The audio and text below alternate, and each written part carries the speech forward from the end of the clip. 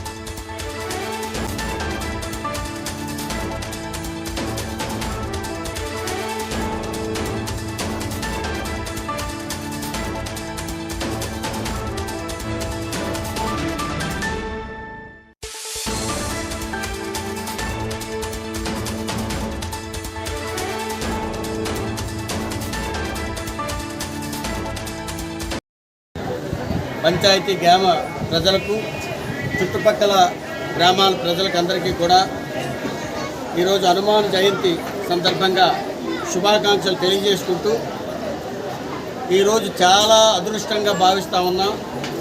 ఎందుకంటే ఆంజనేయ స్వామి జయంతి ఈరోజు మంగళవారం నాడు రావడం చాలా అదృష్టం. ఎందుకంటే ఆయన పూజలు మంగళవారం నాడు ప్రత్యేకంగా అవుతాయి. ఆయన ఇష్టమైనటువంటి రోజు మంగళవారం, ఆయన పుట్టింది శనివారం, ఇష్టమైన రోజు మంగళవారం. ఈరోజు ఆంజనేయ స్వామి నిత్య చిరంజీవుడు. ఎందుకంటే ఈరోజు కలియుగంలో ఎక్కడా కూడా ఎవరు కూడా దేవుళ్ళు అన్నటువంటి వ్యక్తులు ఎవరు కూడా బ్రతికి లేరు. కానీ శ్రీ ఆంజనేయ స్వామి వారు ఈరోజు కూడా చిరంజీవుడిగా బ్రతుకున్నారన్నటువంటి విషయాన్ని నగ్న సత్యం. ఎందుకంటే మన పూర్వీకులు కానీ ఎంతోమంది చెప్తూ వస్తూ ఉన్నారు.